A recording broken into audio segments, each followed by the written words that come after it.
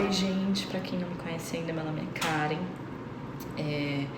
Hoje eu vou tentar falar de forma breve de um assunto que me pediram para vir aqui comentar e dar minha opinião. E eu, antes de falar, pesquisei muito bem para não vir aqui falar nenhuma besteira para vocês. E é o que eu sempre digo, não acreditem em tudo que vocês veem nas redes sociais. Pesquisem, vão atrás. Se tem algum assunto que vocês querem saber que eu possa ajudar, me falem, me peçam por direct que eu vou atrás, pesquiso as informações e depois tento passar para vocês. O assunto da pauta é indicação do Aras para PGR.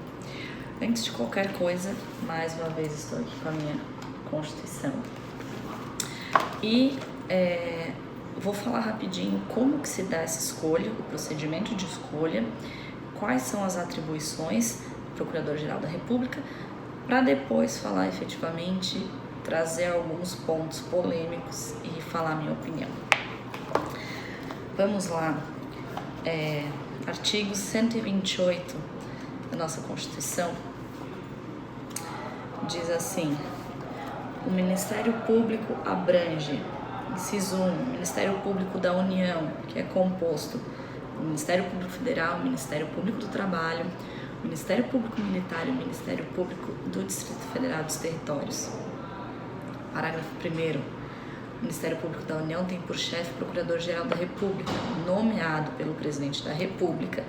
Dentre os integrantes de carreira, quem são os integrantes de carreira? Integrantes do MPF, Ministério Público Federal, MPT, Ministério Público do Trabalho, MPM, Ministério Público Militar, e MPDFT, Ministério Público do DF e dos Territórios. Então vamos lá, o Ministério Público da União tem por chefe o Procurador-Geral da República, PGR, nomeado pelo Presidente da República, dentre os integrantes que eu acabei de mencionar, maiores de 35 anos, após a aprovação do seu nome pela maioria absoluta dos membros do Senado Federal para um mandato de 2 anos, permitida a recondução. Parágrafo 2º. A destituição do Procurador-Geral da República por iniciativa do Presidente da República deverá ser precedida de autorização da maioria absoluta do Senado, ou seja, é o Presidente que nomeia, passa pela sabatina do Senado, e o Presidente pode pedir a destituição, que também passa pela aprovação da maioria absoluta do Senado. Se vocês observarem aqui, em nenhum momento se fala em lista tríplice. A Constituição não prevê uma lista tríplice e não diz, primeiro, não prevê a lista, e segundo, não diz que o presidente tem que seguir qualquer lista que seja. Diz que o presidente nomeia de forma discricionária quem ele, por bem achar que deve estar à frente da Procuradoria-Geral da República. Bom, então, as atribuições do Ministério Público, eu vou citar algumas delas bem rapidamente. Eles podem propor ação direta de inconstitucionalidade no STF, ação direta de constitucionalidade também. Eles devem participar de todos os processos do STF, porque na verdade a PGR ela visa cuidar dos interesses da sociedade, né? O PGR também, vamos ver aqui, pode representar pela intervenção da União nos estados e no Distrito Federal, e o mais importante é o PGR que propõe as ações penais para quem possui foro privilegiado, deputados e senadores, por exemplo. Então é um cargo muito importante e por isso que eu realmente fui pesquisar o motivo pelo qual o nosso presidente não seguiu a lista tríplice e resolveu indicar o Augusto Aras para a PGR, para assumir esse novo mandato aí da PGR. Se o Aras for realmente aprovado na sabatina do Senado, ele vai ser o primeiro indicado que não faz parte da lista tríplice desde 2003. O que é 2003? Início da era lulopetista, que a gente costuma dizer.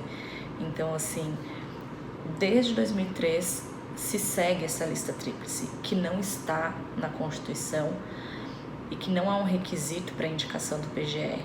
Vamos aos fatos. Eu dei uma pesquisada sobre o assunto.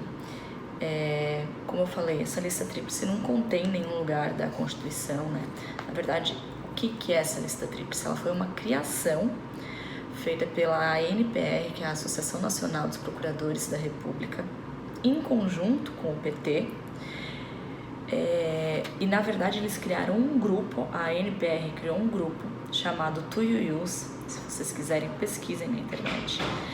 Porque esse nome, tuiuiu, é uma ave que tem uma dificuldade de voar, né? Uma dificuldade de voar, então eles se auto-intitularam tuiuius porque eles afirmavam que eles nunca iriam chegar à alta cúpula do Ministério Público sem alguma ajuda. Então eles criaram esse grupo dos tuiuius em conjunto com o PT e qual era o intuito?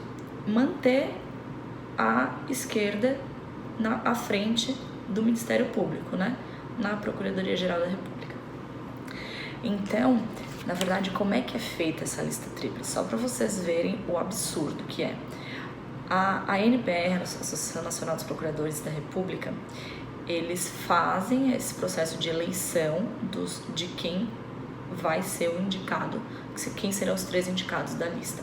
Quem é que pode se candidatar? Apenas membros do Ministério Público Federal. Vocês lembram que lá no começo do vídeo eu falei que a Constituição diz que pode ser indicado pelo Presidente da República, membros do Ministério Público Federal, do Ministério Público do Trabalho, do Ministério Público Militar e do MPDFT.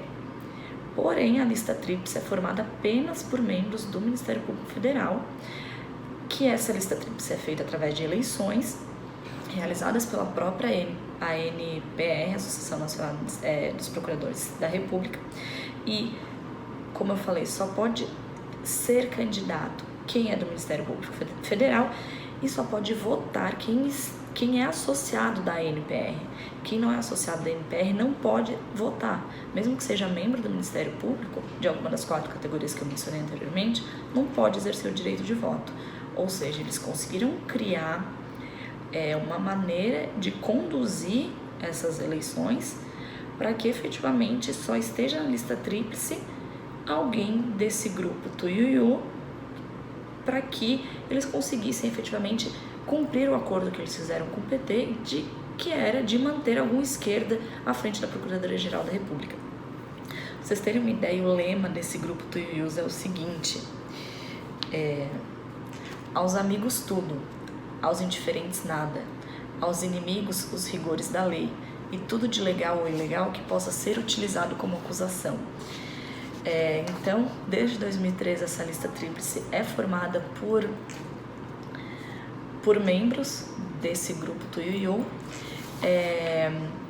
que foi feito esse acordo, né, entre eles e o PT, e a única vez que não foi indicado uma pessoa que era fora desse grupo tuiuius foi a Raquel Dodge, que foi indicada em 2017 pelo então presidente Michel Temer. Então, o que a gente vê? A gente vê uma quebra de paradigma, de tradição do Bolsonaro, que efetivamente resolveu seguir a Constituição e não seguir um acordo feito entre petistas e o Ministério Público, né? Resolveu quebrar uma tradição que vinha desde 2003, que tentava manter sempre as mesmas pessoas à frente da PGR, que é uma função muito importante, né, no nosso país hoje.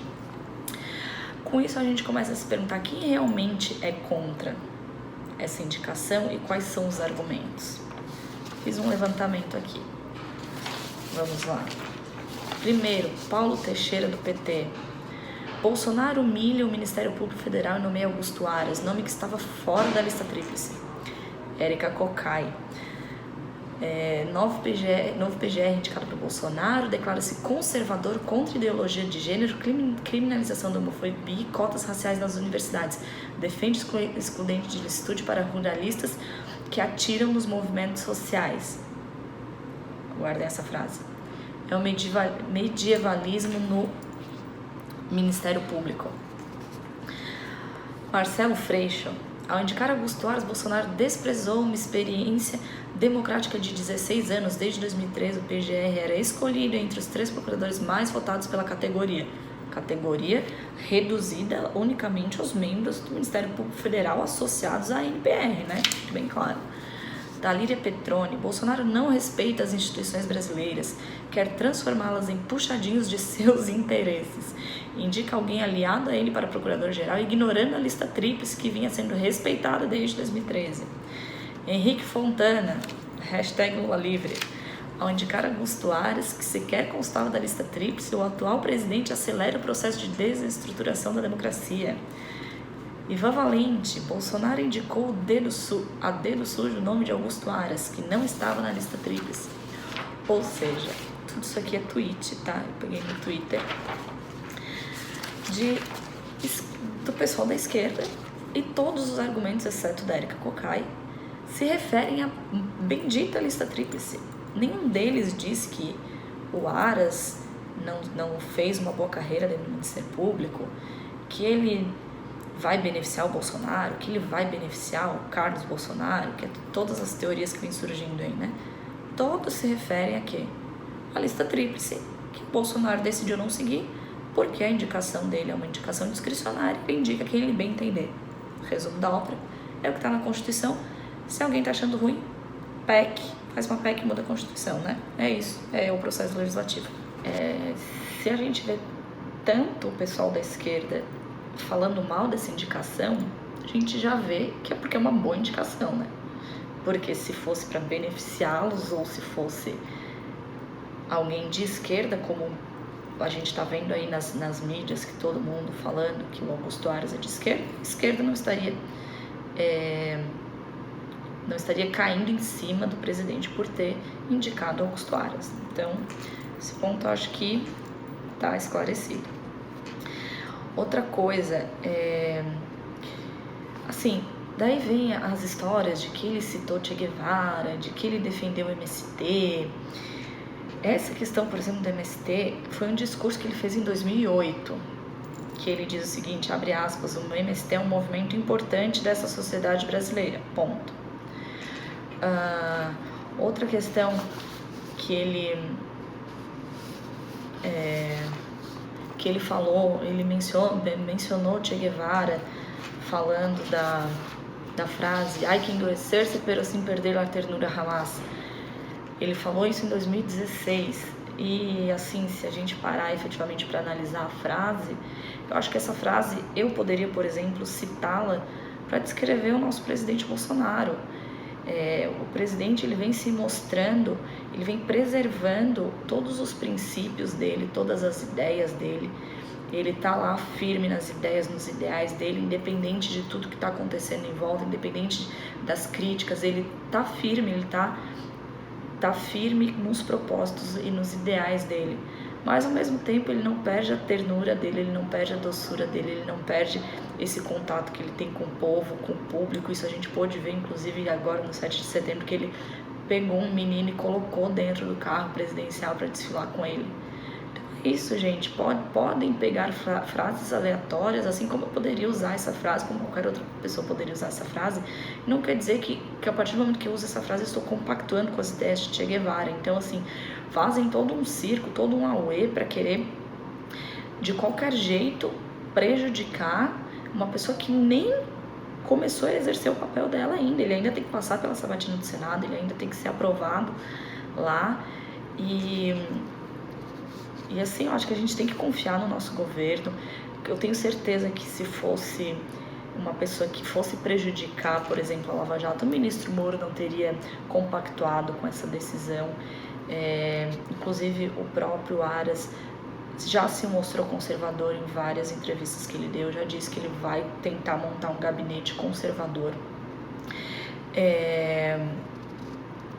Então, assim, gente, eu acho que antes de a gente julgar e antes de apontar o dedo, as pessoas podem mudar de opinião. Pode ser que ele tenha tido aí uma vertente esquerda há muitos anos atrás, pode.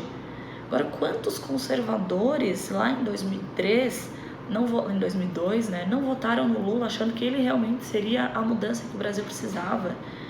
Então, assim, a gente não é robô, a gente pensa, a gente usa a nossa inteligência para raciocinar e para mudar de opinião se for preciso. Pode ser que ele tenha dito algumas coisas e pode ter tido alguns pensamentos de esquerda lá no passado, pode. Isso não quer dizer que ele seja esquerda agora, isso não quer dizer que ele vai entrar no governo para prejudicar o Bolsonaro, para acabar com a Lava Jato, para, enfim, esses absurdos que a gente está vendo aí. Então eu acho que a gente tem que efetivamente dar um voto de confiança pro nosso presidente e pro próprio Aras, né, assim que ele começar os trabalhos dele, ele mostrar quem ele realmente é, o trabalho que ele vai desenvolver, e assim, se o presidente não estiver satisfeito, pode pedir a destituição dele, vai ter que passar, como eu falei lá no começo, vai ter que passar pela aprovação do Senado, maioria absoluta, mas pode pedir a destituição, e também são só 2 anos, né? Acho que muito trabalho pode ser feito em 2 anos, e eu realmente acredito que o presidente tenha feito uma boa escolha.